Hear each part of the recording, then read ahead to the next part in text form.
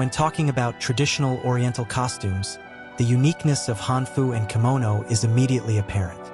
Hanfu is known for its exquisite embroidery craftsmanship and intricate tailoring designs, reflecting the hierarchical structure and ceremonial order of ancient Chinese society. Kimonos, on the other hand, focus on simplicity and naturalness, with soft lines and deep colors that convey the deep spiritual meaning and sense of seasons in Japanese culture. Let's explore the uniqueness of these two garments in terms of craftsmanship and cultural expression, and appreciate the cultural values and artistic charm behind each of them.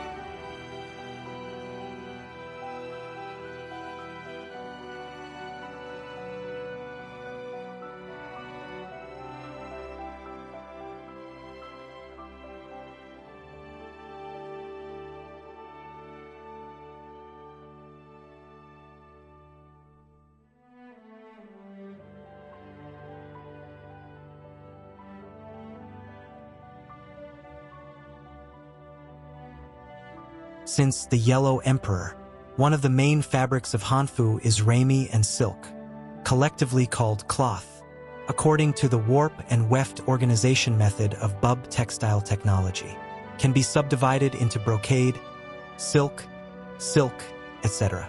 In ancient times, dyers were engaged in printing and dyeing very early on. Imperial court. There are also officials specially set up to manage plant dyes, responsible for growing dye grass. Traditional printing and dyeing of Hanfu can be divided into mineral dyeing and plant dyeing. Vegetative raw materials generally use hematoxylin, red flower, ebony, etc. The steps for plant dyeing are relatively simple. First, put the plant materials into a pot with a certain amount of water. After the water boils for a certain period of time, the colors in the vegetation gradually diffuse into the water. You get the dye. Then put the fabric to be dyed into the dye. Under high temperature, the color slowly penetrates into the fabric. Finally got this just beautiful and natural plant-dyed fabric. After drying, the fabric can be cut directly into clothing. It can also be processed after solidification. Common decorative techniques for Hanfu include embroidery and hand painting. Embroidery craft has a long history. In the Zhou dynasty, some assistant workers, sewing, and other positions were established, responsible for embroidery. It is recorded in Zhou writes that colorful shells were embroidered for it. Different regions have different acupuncture habits. This resulted in different styles of embroidery. The most famous ones are Su embroidery in Jiangsu and Hunan embroidery in Hunan, Shu embroidery in Sichuan, and Yu embroidery in Guangdong. It is also known as the 4 famous embroideries in China. Remove embroidery. Hand painting is also widely used on Hanfu, and because it takes a short time to make clothes, the patterns are vivid and beautiful and are loved by the public. Transplant the beautiful housework on the drawing onto the Hanfu. It depicts realistic flying insects, animals, mountains, rivers, and rivers. It is also the fleeting beauty in this person's heart. Splendid life, a book between strokes and paintings. Writing is not just an art, it's more of a culture, the skin of a nation. Generally speaking, Hanfu is made up of clothes and hand clothing, hair accessories, shoes and accessories, etc. Totally synthetic integral crown system. China's reputation as a land of etiquette is evident. Wearing Hanfu also has its own steps and due etiquette. Bathing, maintenance, Zhuo Hanfu, Zuazifu, groom yourself, day accessories. Each nation's traditional costumes have their own history, its birth and circulation. In another way, it shows the development trajectory of this nation. Spirit, even cultural traits. It is profound in the life of the nation. spiritual symbols in reproduction. China has great etiquette. Xia in ancient times. The beauty of the rules. Call it Hua.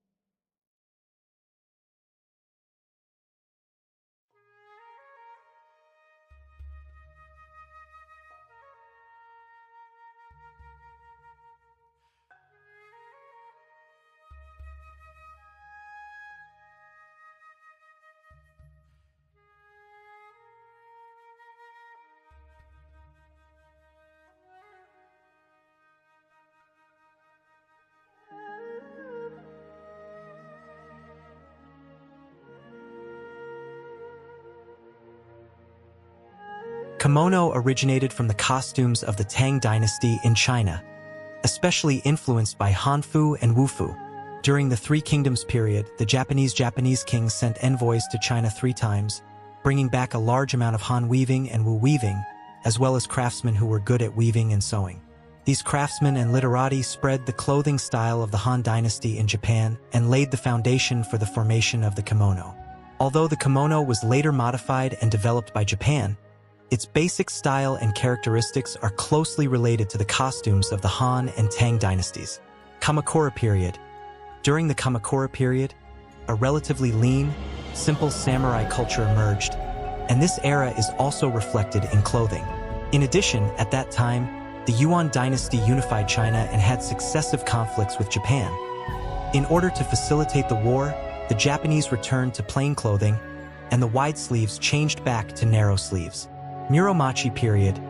During the Muromachi period, family crests were printed on clothes in ancient Japan.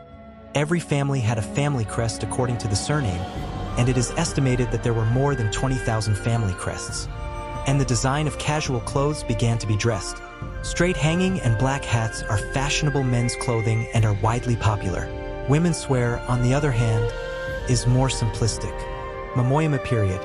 During the Momoyama period, people began to pay attention to wearing different clothes in different places, and there were visitation clothes, from the left shoulder, left sleeve to the placket and skirt in a pattern, worn to weddings and tea parties, and sleeve dresses worn to various festivals, coming-of-age festivals, banquets, and blind dates.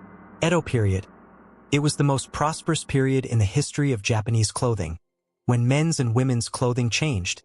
For example, the shape of women's small sleeves became close to modern, while men's clothing became popular with haori and tie knots. However, the basic pattern was set, and by the Meiji era, the kimono in the sense was finalized, and it hasn't changed much since then. Most of the kimonos we see are based on the Edo period.